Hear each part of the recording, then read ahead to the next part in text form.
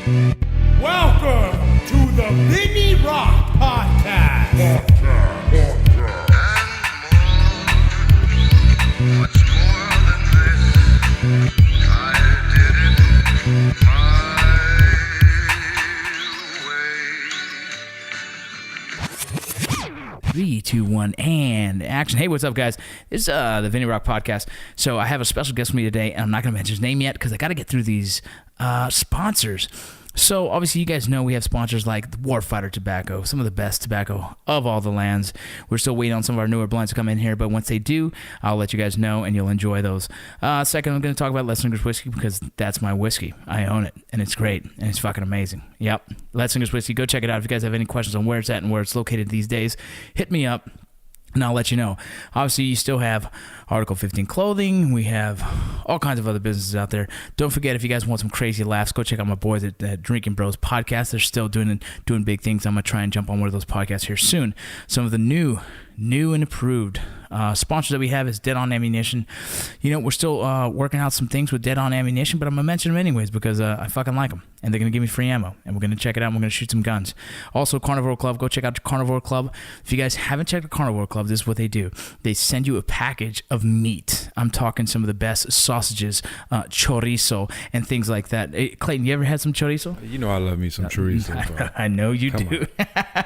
One of our other sponsors, we got Lisa Beds. That's Leesa Beds. It's a bed in a box. I swear to you right now, this is the best sleep I have ever had in my entire life. And I never expect that from a bed in a box. It delivers to your house. It's kind of heavy, but it's fine. You get it opened up. You put it onto your bed. You cut open the plastic, and it unravels itself like a freaking cocoon. Yeah, and it is the softest, sweetest bed I've ever slept on, and that is not even a lie. And ordering process was easy.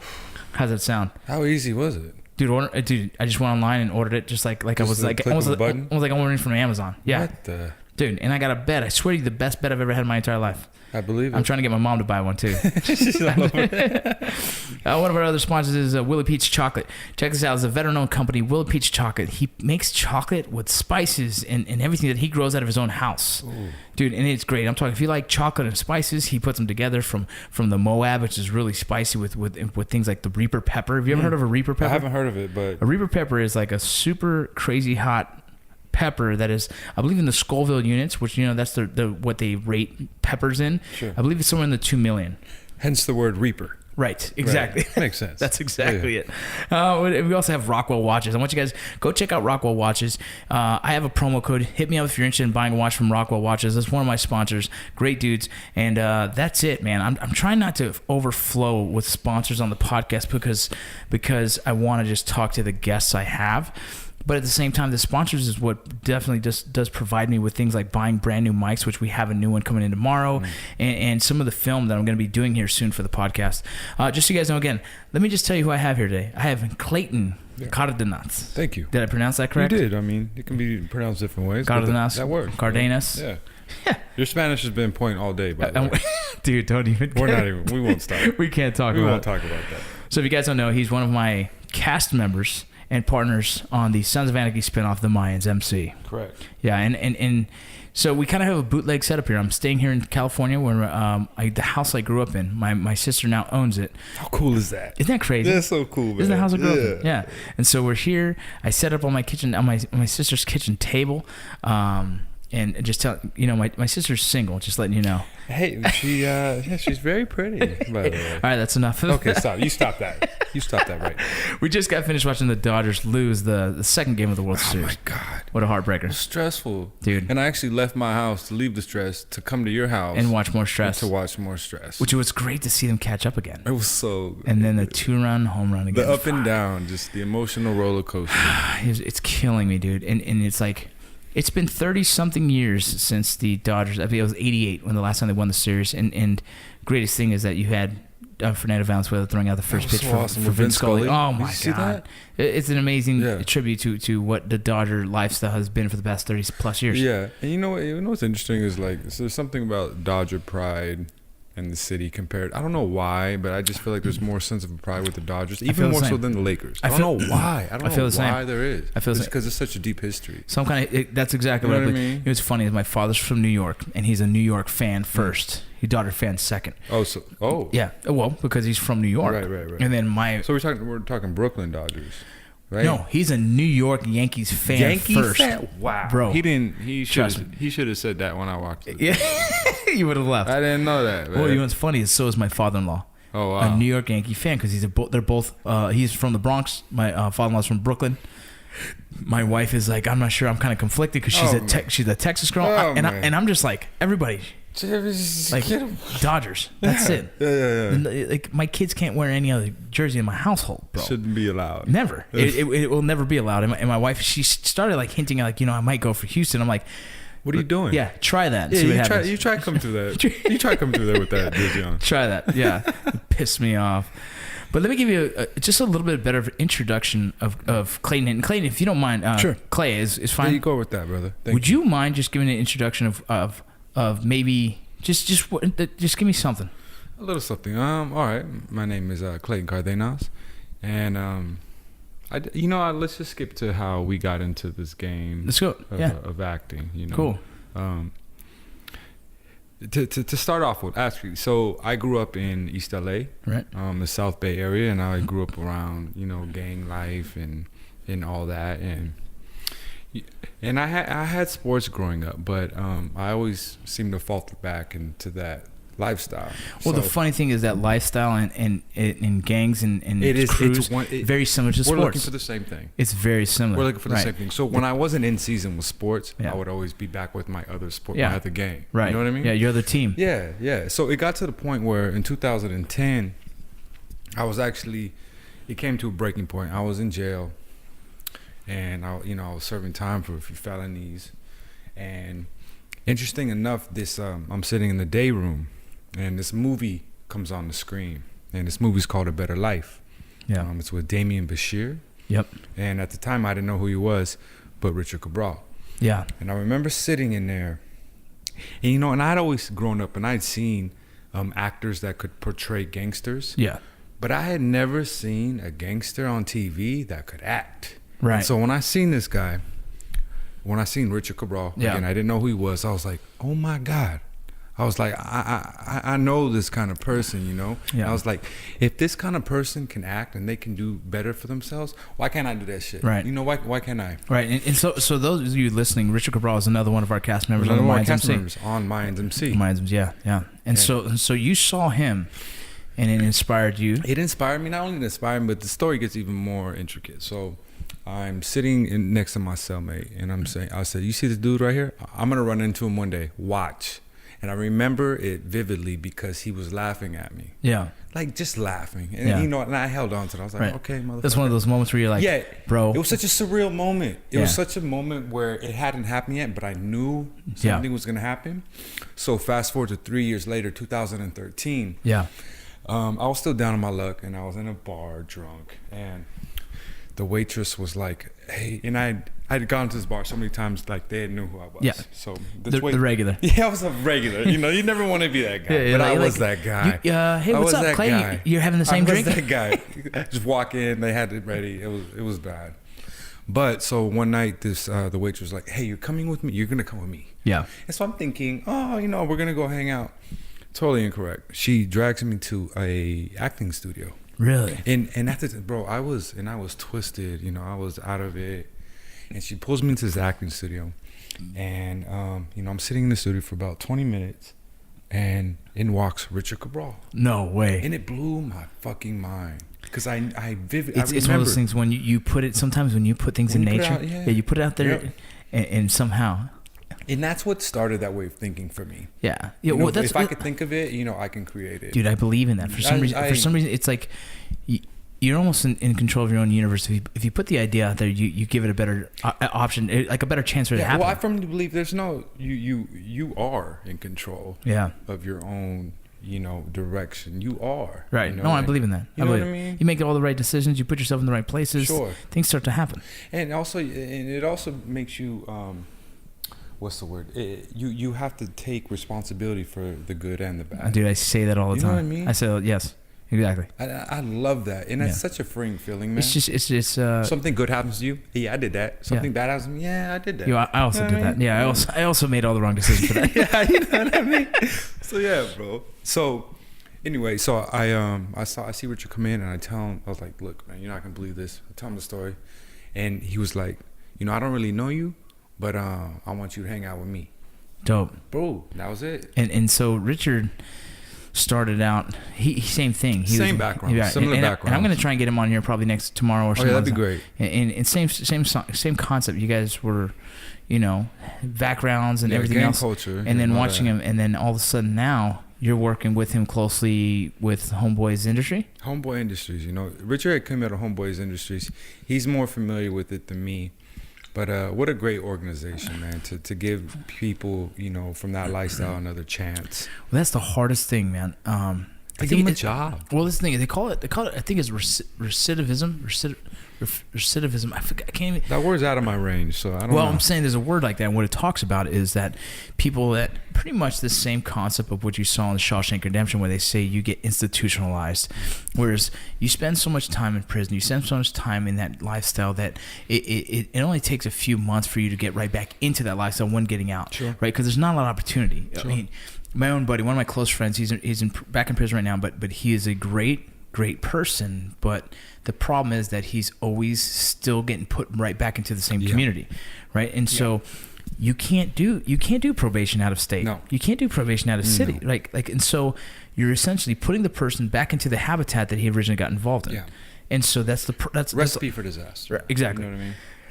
And then you got stories like you got stories like Clayton, you got stories like many others that we're working with currently. Sure. Right? And sure. and it's inspiring for a guy like me to see, because I come from another side. Sure. Right? I come from. It's funny to see both of our lives go in certain directions. Uh-huh.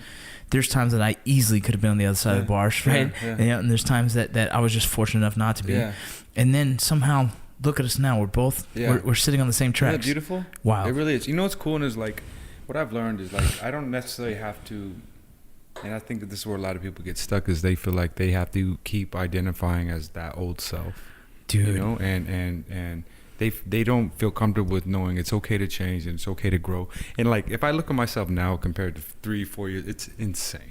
Dude, and it's so funny because you talk about that, and it's something we've talked about. I believe Pastor Greg talks about the same thing. Is life is like a chapter, sure. like one part of. So my life is like a book, and the military lifestyle was a chapter. Sure. And I take a lot that I've learned from that chapter, and I carry it on to the next chapters, but I continue writing new chapters, right? That's beautiful. Well, it's beautiful, man, because like, and I think you may be able to relate, and like, because I grew up with athletes, and it's funny, and gangsters, but like, those friends that were like football, like they still have that same way of thinking, man. Oh yeah. You know what I mean? And even the gangsters, like, they still have that same way of thinking when we were 13, 14, 15 years old. They've never evolved. Exactly, never evolved. And that's hard for me to be around, brother. No, especially nowadays. I'm not saying those people are bad, but for me, for Clayton, like, it's hard to, like, be around those people. It's hard for me to go back to my old neighborhoods. Right. Well, it's the thing is like, it's hard to grow in around people that don't have the same. So it's like in business or in successful people surround themselves with other successful people, right? Like if I want to be a millionaire, I'm going to hang around a lot of millionaires and billionaires until I become one of those guys, right? You're right. And I'm going to try and make the same mistakes they do or the same decisions they do, and hopefully one day I'm actually one of the millionaires that's hanging around with someone that wants to be a millionaire, right? It's the same kind of concept. Well, no, exactly. And it's and that's growth. Right. And what I from my own experience, what I have found, people will call me a sellout, right? Or you think you're better than us, right? And deep down, I wanted to say, like, motherfucker, yes, but like, it's hard, man, to say that to somebody that you went through the struggle with growing up. Right. Like, that's still to this day, that's a challenging thing for me. That's still like a touchy thing. Like, no, I know that I haven't gotten good with, gotten comfortable with. Well, so that's something that I deal with currently because I'm in the veteran space and I'm a veteran spokesman, if you will, right? And a veteran, I guess, public figure. And sometimes I just want to grab them and be like, fucking stop. Sure. Like, stop the self-pity. Stop the victimizing mentality. Sure. And go be successful. Like, oh, how? I don't fucking know, bro. You got to do it yourself. Like, I'm not going to hold your hand like no one held my fucking hand and I did it, right? Yeah. I chose my path. Like you already know, like, I've done all these other things and decided at one point, like, I want to take entertainment to the next level. That was my dream. That's my goal. And I guess I took the steps I needed to do that. You know what I mean?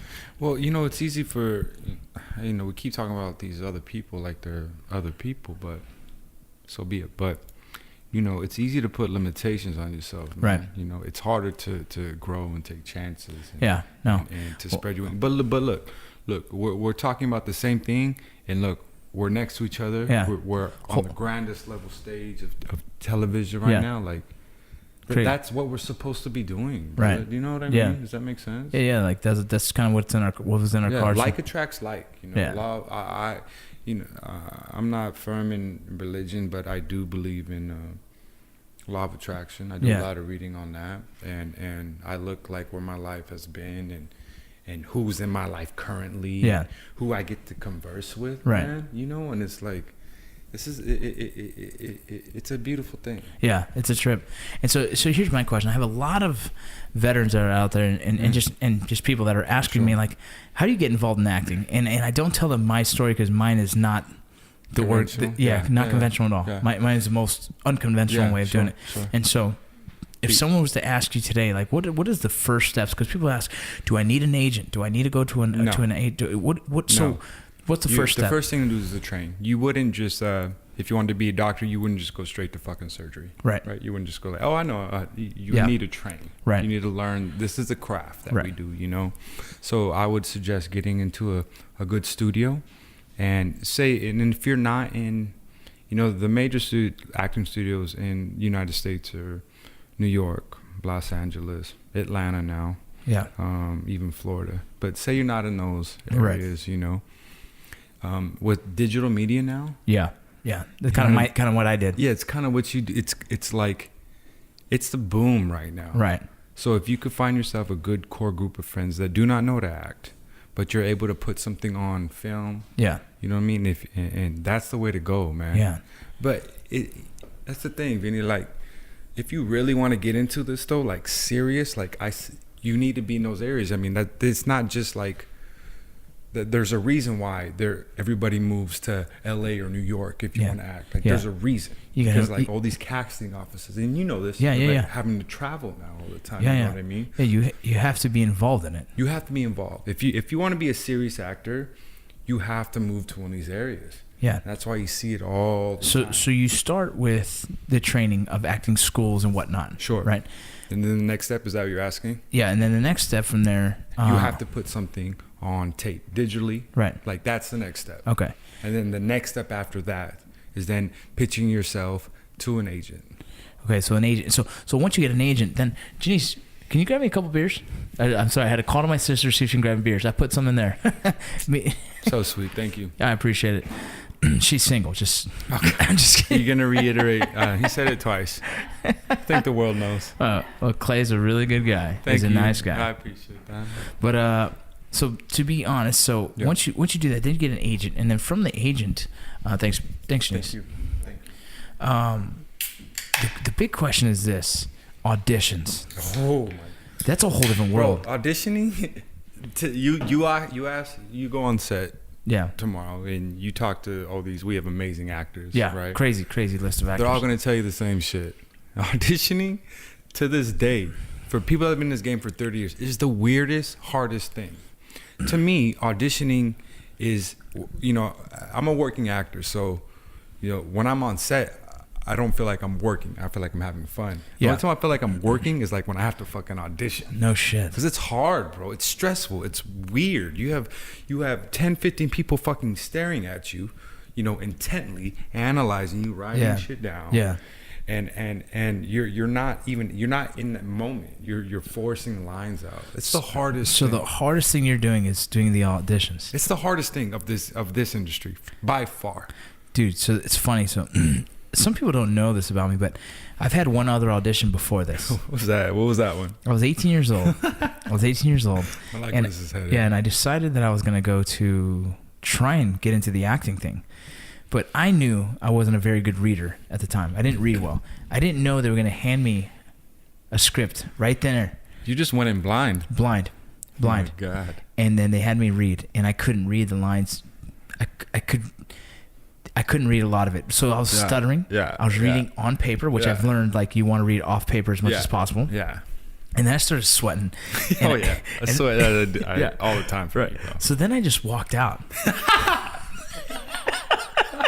I'm not even gonna try, man. Yeah, I was like, I don't even want to hear your feedback. I was like, no, I'm done, and I left, dude. And I've had anxiety about that for so many years. So when I had the opportunity to go to the casting audition for this, I mean, it was only me, and I told them, I said, listen, I have a reading thing. Would you mind sending me it? He goes, so they sent me like within hours, and I'm sitting there reading it. So I had about a day and a half to go over the lines. Cool. So I read off paper. You know what I mean? Right away. And that, and I kind of got into the character because I read it. I was like, dude, I think I can do this, right? And I actually just pulled from my experiences of military and life and things I've felt. I'm comfortable behind the camera because I've been doing it for years now with YouTube and all these other little things. And so by chance, I landed. That's cool. Crazy. Well, you know what's great? I mean, the casting director who cast mine, her name is Wendy O'Brien, and she's amazing. She's amazing, man. Like, amazing. Most offices are not. When you go in, you do not feel that comfortable. Really? No way. So I was just lucky. You were, not lucky, man. Law of attraction. You're in the right place at the right time, bro. Yeah. This was meant for you to happen. Like, but I'm just saying, the next, like, they are not like that, man. They're not like that. I don't know if you saw the movie. I was with a friend and I watched the movie La La Land. I just saw it, dude. Okay, so there's a moment where the girl is auditioning, and like she's auditioning, and then some woman walks in, knocks on the door, and like walks phone. in. Yeah, bro, that same thing happened to me, and it was treacherous. And I was in what you call it, like a director's session. It's like the third round of auditioning. And I walk in. It was for the show Snowfall. Nice, yeah. On FX, and I'm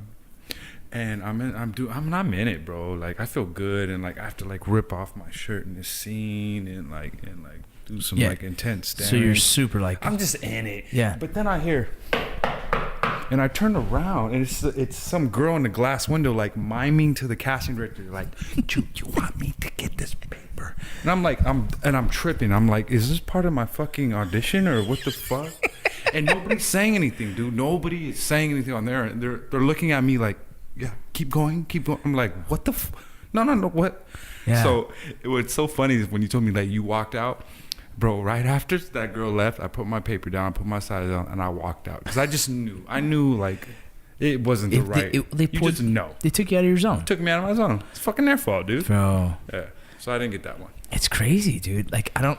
So, like, this is, I probably haven't mentioned this to too many people, but I don't know if acting is going to be the end state goal for me, right? I think I have more of a my mindset is on more writing, producing, right? Yeah. Like, but dude, this, for me, I'm on this ride as long as they keep me on this ride. You know what I'm saying? Yeah. And like, there's certain roles I'd be interested in jumping on, right? There's certain things I want to test how far I can take acting, but I'm almost scared to test that because I see some guys are like Raymond Cruz. We worked on the first. Yeah. That guy is working 9 months out of the year, he said.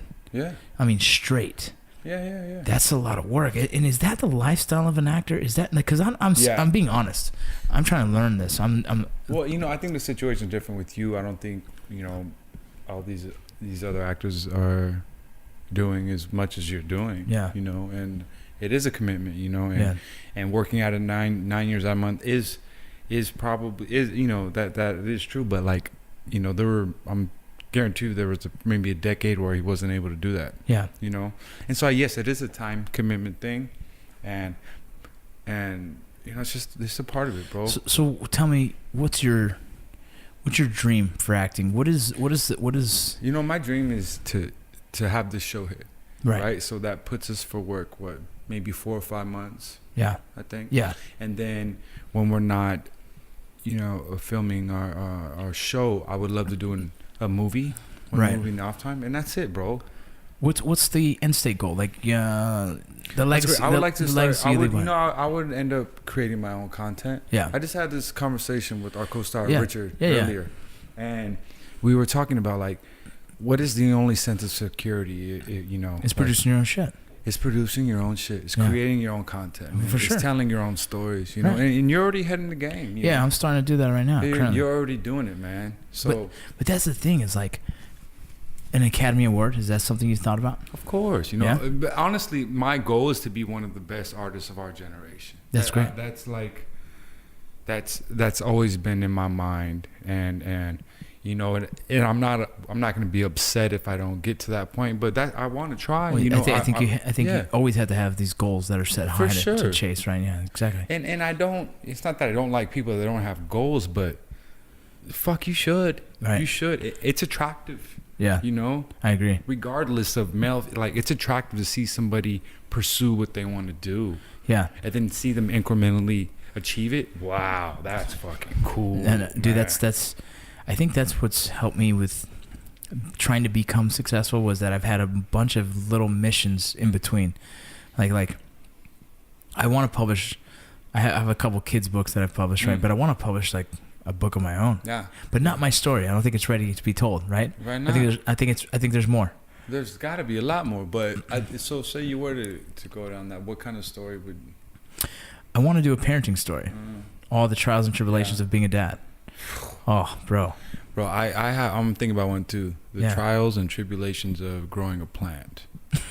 Bro, we talked about. I think that's stressful. You guys have kids and shit. I'm like, fuck. I got this plant. I got to water. We talked about that. You're not as green as you. You're not as green as you used to be. You used to lean to the right. Yeah. No, you know what? And honestly though, I really commend because I put so much of my time and thoughts into my work. I couldn't imagine having another life to think about. Where I'm at, you know what I mean? So I really commend you guys. Yeah. It's a tough job. It's crazy because my mom says Vinny, you do too much, and it's like, no, but I know my mind, and it only works well when I'm doing a lot. Yeah, because if I'm not doing a lot, I start getting depressed, man. I start getting really I feel like there's too much time on my hands to fuck it up. Sure. I think I become more almost self-destructive. Idle time used to be my worst enemy. Yeah, man. Exactly. And so I have to always be creating. I'm always creating, and that's the thing. And me and Chris get in little arguments sometimes about, not big arguments at all, but we get into these talks. It's just she's like, you're always working. I was like, no, I'm not working. I'm always creating. That's a big difference. It's a big difference. Big difference. Yeah. I'm working. During the day. You don't always enjoy working. Yeah. Creating it, you have creating is beautiful. Yeah. Oh man, when I'm writing something cool, when I'm thinking of cool ideas, that's creating, and that for me is energizing. You know? Yeah. And do you have the family support with that? Does that? Yeah. Dude, my lady supports 100%. You know what I'm saying? But I also make it a conscious effort to be home when I can. I could be spending time in the weekends here because it's easier. But I know I'll rather endure that flight home and deal with that crap. But so then I'm there in the weekends or whenever I can be. I'm showing no, I'm this family I'm engaged in. It's all about that. I think for a long time. And I've mentioned this, I believe, in another podcast. For a long time, I believed just paying the bills was being a good father, and I realized that's completely false. All you are is a paycheck when you do that. And so now I wholeheartedly believe in being engaged in my kids' lives. It makes me a good father. Being there, being relevant in their lives, them expecting me to teach them how to fight, teach them how to play baseball, basketball, whatever the case is, but being relevant in their life to the point where when I'm gone, they actually miss me, right? Instead of me being gone and that's what dad does. You know what I'm saying? Yeah. That's important. Yeah. Yeah, and so that's a really good place to be. It's well, dude. The reason why I asked too is because there's been relationships where I had to shut down because they didn't understand that I was. 100%. People don't get that. It's tough. You know what's funny is the life. Sorry to interrupt, but it's amazing that you have a woman in the family that understands. Yeah. That's really cool, man. Yeah, no, it's cool, but it's I think it's a two-sided. Yeah. Perspective, maybe. Right. Me myself, look back in your past relationships. You're telling me that there's not times when you could have said no to work and yes to the relationship. Sure. Yeah. Right. Yeah. And so I try and have more of a balance, I guess, with it. That's okay. That's You a see what good I'm point. saying? Yeah, because I know I think I've been too I've been too focused on my own priorities. But it's so tough at your stage. Yeah. Because you're watering your plant. Yeah. Right now is the time where you need to go hard, and they need to know, like, listen, it's on this cusp, right? Like I need to go hard now, so then the future's easy. Yeah, and that's what I say to them. And you know, people are not gonna get that, dude. People are not gonna get that. I like that. You're like my love guru, because then maybe those aren't the ones for that moment. Oh, for sure, it's not the ones, dog. Right. For sure, it's not the one. Life is. I tell you, like, people are like, man, you're a good dad. Like, I wasn't always a good dad, bro. Like, I was a guy that chose work over everything. And I was like, oh, no, I'm paying the bills, I'm good. No, dude, now I realize, like, fuck. But because I almost lost them. Yeah.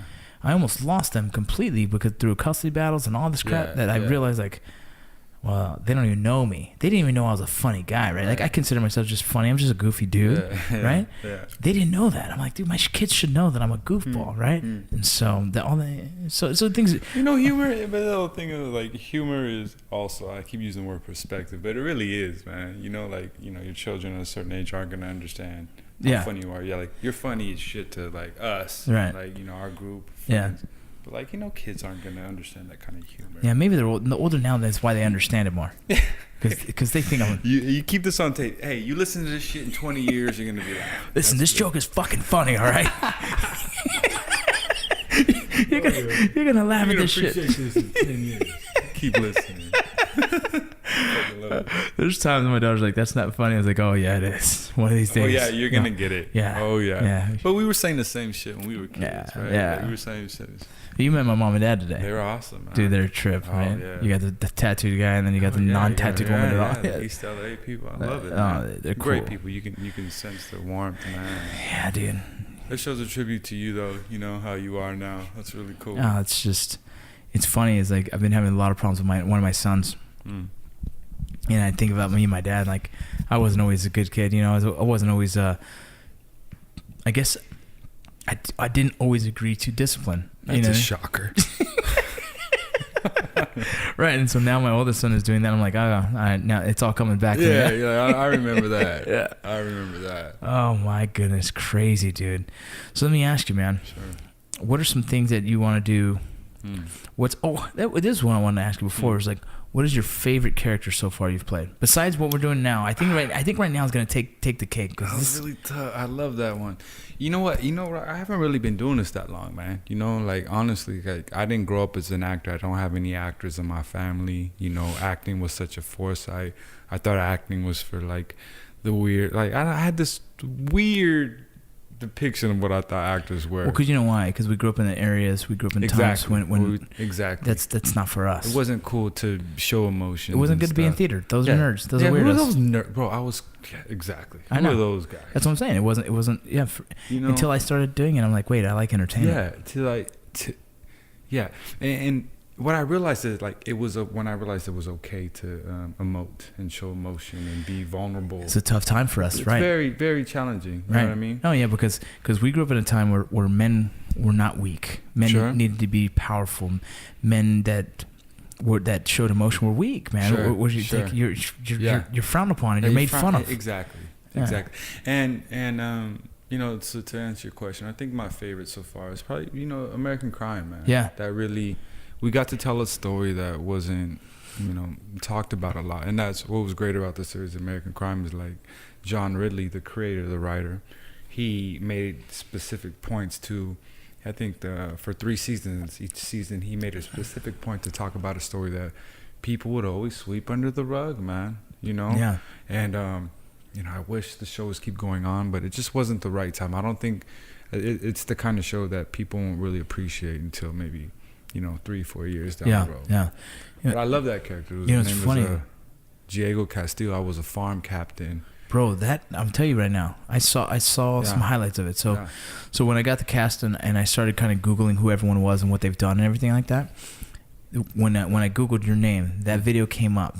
Yeah. And I didn't even know that was you. That looked way different, right? Dude, you looked, just straight up, you looked like a more mature individual, an older man, and in charge of shit. It was a whole different, like, it was good. It was so good that I was like, holy I fuck, appreciate this it, dude man. is a great actor, right? Yeah, you know what helped with that was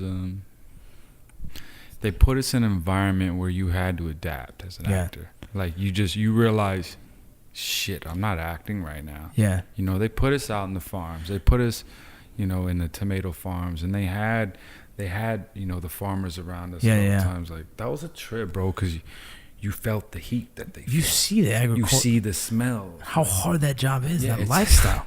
It's a backbreaking job, and these aren't just kids doing this shit. No. These are like, you know, you have abuelitas. I mean, you have Oh, I like people know. that are like 60, 70, 80 years old picking tomatoes. Let me tell you a crazy story, dude. My mother, she picked strawberries and cotton for a better part of her life. Wow. Yeah, and Where about? Where in El was it? Paso, Oh my Texas, God, in I a couldn't imagine. a small city called Canutillo. Oh my God, the heat out there. Oh, yeah, dude, and that they had to. Yeah. They all woke up as a family and had to do it so they can even eat. Oh my gosh. They made enough money for the week, and they were able to cook. You know, we call it a bean marathon, where it's like a big pot of beans. That's it. And one day is going to be beans, next day is going to be tostadas, next day is going to be bean and cheese burritos, next day you see what I'm saying? And Beans for everything. everything, Yeah. right? And that's one of the most impactful stories my mother's ever told me. As I said, she goes, "No, I used to pick strawberries and cotton." And it's like, Wow. holy shit! And then to see what she's done with herself now, like What an just- amazing thing. Oh, and Right. it's amazing. And so, Right. so when watching that scene with you and in charge of everyone, it just a testament to how good of an actor you are. I appreciate that. Yeah, man. it was great. I really appreciate that. Yeah. And circle back a little bit. Like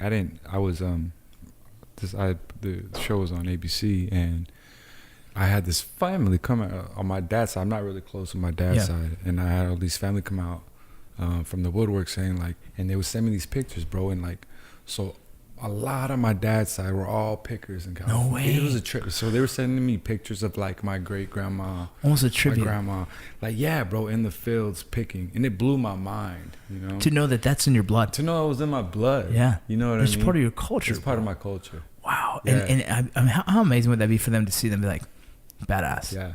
And I was actually proud of that, you know. And also another co-sign on that. So Dolores Huerta, she walked with Cesar Chavez back in whenever that was. Yeah. And they were the Mexican immigrants and the Yeah. Filipino immigrants and the Chinese immigrants. They were working in the fields, and so she was one of the leaders back then. And we did a screening out in Fresno, and she was there, and it was like seeing the princess walk in. Yeah. And so she watched the first 2 episodes, and she was in tears, bro, because she was like, "This shit is so real." She said she didn't say shit, but she said, "This is so real that it hurts my heart to watch, and we really appreciate you telling this story." So to hear somebody like that, Yeah. No. Exactly. you know what I mean? Like that it felt good that we were telling the story correctly. Yeah, exactly. That's something that as an actor and as a creator, as a producer, as a writer, knows that they just Did it justice. Yeah. Yeah. they brought history back to life. Sure. Which is fucking awesome, dude. Yeah, it was cool. I think that's one of the testaments to storytelling. Yeah. Is if you're gonna be a writer and an actor, and if you're gonna be putting stories out there, and you're putting things that are facts, or at least evoking that emotion. Yeah. Is just like Yeah. great. I remember I was so nervous on that shoot, man. It was my first show. Yeah. So like I was making all kinds of mistakes. Kind of like what I'm doing now. It was so no, 'cause like I could understand. Like I see you, you know, I'm like, fuck, I get that. Like I know those feelings. Yeah, All yeah. those feelings you felt, Yeah. I know all of those. Right. Times 10. Right. And like, but the difference was like, you know, our director didn't scream at you. Yeah. Like the director I had was screaming at me, making it worse. And like, I was red as a tomato and I was sweating and I felt embarrassed and I felt ashamed because like I wasn't doing my best work. And like, so I get it. Yeah. Man, you know? Dude, you know how I feel? I do know how you feel. Yeah, I know. I sit there thinking, like today, so there's 2 parts of me. The part that is completely out of his element. Sure. And there's the other part that just doesn't give 2 fucks, Mm. right? And so a part of me sometimes, the side of me that's out of his element, it shows sometimes, and I'm like, stop it, motherfucker. You know, dude, I sit there in the room thinking like, no, I don't know if this is for me. Yeah. I don't know if this is for me. I'm not sure if I can do this. Then the other part, I'm just like, fuck all these motherfuckers. You've been to war, bitch. Right? You know what I'm saying? Like, Yeah. the side of me that says like, dude, look what you've fucking done with your life. and now you're acting. Yeah, you're killing it. You're sitting here as an actor, like, this is a fucking easy job. And so, dog. It's so funny to me, bro, but Dude, you're killing it, man. It's a trip. Go ahead. So Clayton's gonna go use the bathroom real quick. It's right there. You can go straight there to the left. It's the second door. So you guys understand what I'm talking about right now is crazy. So I sat there during a scene and they threw a line at me and said, "Hey, you got to say this line today." And I'm thinking, "Holy shit!" And first of all, normally I practice because it's just what you want. You want to be good, right? Just the way I am. I want to be great at everything I fucking do. I want to be the best I could possibly be. And so they gave me a line this morning, and I didn't have the chance to study it, and so I completely blanked when they said action. I froze, and then everyone looked at me, and I was about to just be like, "Fuck this, I'm out." And so I decided to just stick it out. But that's pretty much what we're talking about. Like, I have all these little anxieties about acting because it's just not my world, right? I'm not. It doesn't come second nature to me. But then I think about like what the fuck I've done. I'm like, dude, this is not that hard. And so I was just explaining to him kind of what I did today, and I froze, and how embarrassing, and I almost walked out. I felt like just leaving, like going home. And I was telling him, I was like, everybody, it happens to every actor. There's always a point where you're overthinking something. Well, dude, freeze. There's moments that I froze in the same scene, bro. I know. So that's why I was like, okay. And the doctor froze too. Right. By the way, that it was me and Richard, our co-star. Yeah. We were tripping out because that movie that I was talking about earlier. Yeah. A Better Life, where I first seen Richard. The doctor was in it? That doctor was one of the main characters. No way. Yeah, so it was interesting, like, to see that full circle. It's crazy. Life is nuts, dude. Yeah. Life is nuts, dude. But you pulled yourself together, man. Yeah.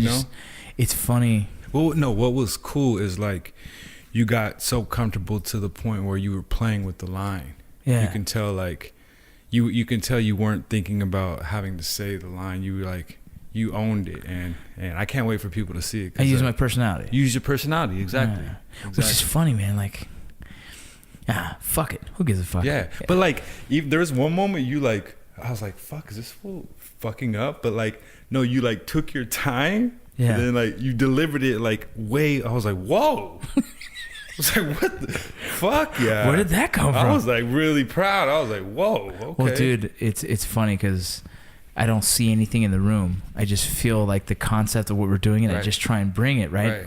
But I think it's you and it's Richard and it's JD. JD is a dope ass fucking actor, right? Yeah. So like all you guys are like, I'm like, I got to step up my game, dog. Sure. And so that's how that helps. No, right. that helps. And that's, I mean, and I think that's what like, that's why people always want to be on great teams. Yeah. Because they know it'll elevate their game. Dude, it's crazy when Kurt talks to me. Yeah. I feel like I'm speaking to like a superhero. Oh yeah, God. How weird is that? Do you feel the same? It's great. I used to, now I've gotten a lot more comfortable with it. And but no, I know exactly what you're saying. He came to me and said, "Hey, so you're writing?" I'm like, "Well, I am now, right?" Bro, when he would come around the first time we shot the pilot, I would freeze. And like I didn't know what to say. Like I felt like I was stepping on pins and needles around him. Exactly. Dude, the first pilot, when he said, "I'm done, I'm wrapped," he kissed me on the forehead, bro, and it was almost like those little kid movies where like I'm never washing his forehead again. Bro, he did the same to my cheek, and I was like, all right, this cheek is gonna be like this for a cool forever. Forever. Dude, he's dope, dude, and it's amazing. It's amazing to watch someone like him create what he's created, and then watch his thought process as he does it. Right. You can almost see the thought process, and it's fucking beautiful. Yeah, you can see like how much it means because, there's moments where like I'll ask him a question and. Maybe he doesn't have the answer right away, but then he'll come back to me later with like a full thought out answer. And that's really cool for me because like, some creators, they'll shoot you off. No, it's because he gives a fuck. He gives a fuck. That's what it is. That's what it is. This means a lot. Dude, and if he sees it in you that it means a lot to you, oh, you guys are we're gonna get along really well. There's something about him that you know, like I watch all his Twitters and I watch all his things, and we have complete different political views on things because I'm a military guy and he's just not. Yeah. And it's fucking cool. I don't give a shit, right? Yeah. The crazy thing about him is that he gives so much of a fuck of who I am as a person. Yeah. He's told people that are in my circle, that are in acting and that are in my circle, like that he's like, dude, he's a good dude. And I'm like, crazy to even ever give me like that's good enough for me. that I'm forever, even that I'm even in his head as a good dude. Like, it's great. Yeah. It's good to feel. Sure, I know exactly. Right. What you mean, It's just great. you know? I guess. I mean, I but guess, you should like- even give yourself more credit because we're still around for Pilot 2.0. Dog. You know what I mean? Wild. Like that should tell us a lot. I can't even believe it. But either way, man, we're coming up on 45 minutes of this. That was quick. Dude, it's always quick. It's a good conversation. Wow. Yeah, I know. I can see why you do this all the time, man. It's easy, dude. It's just boys being boys. Just letting it rip. That's it. I love that. Yeah, dude. So this is what I want to do right here. I would love to have people be able to find you and follow you. Sure. And I know you have several things. You have a Facebook. You have we're an unofficial Facebook. we're gonna that fix- Rocco said that I gotta. We're gonna fix that. Yeah, Rocco said he's gonna fix me up. Yeah, we're gonna hook you up with a entertainer page. Okay. And then, but right now you have your Instagram. My Instagram And- is at Clayton. My name's Clayton Cardenas. Clayton Cardenas. Do you want to spell Sure. So Cardenas? the first name Clayton. Cardenas is Cardenas.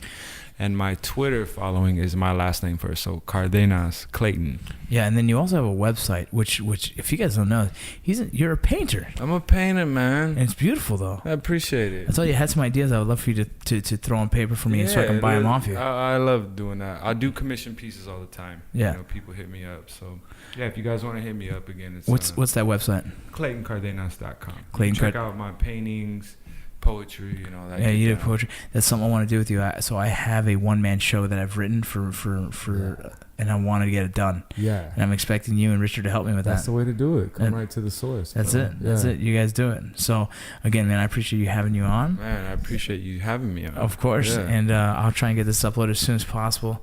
It's been a good run. It's been fun, and hopefully it's gonna be a long ass ride for us. Long ass ride, and go Dodgers. Go Dodgers! That's all.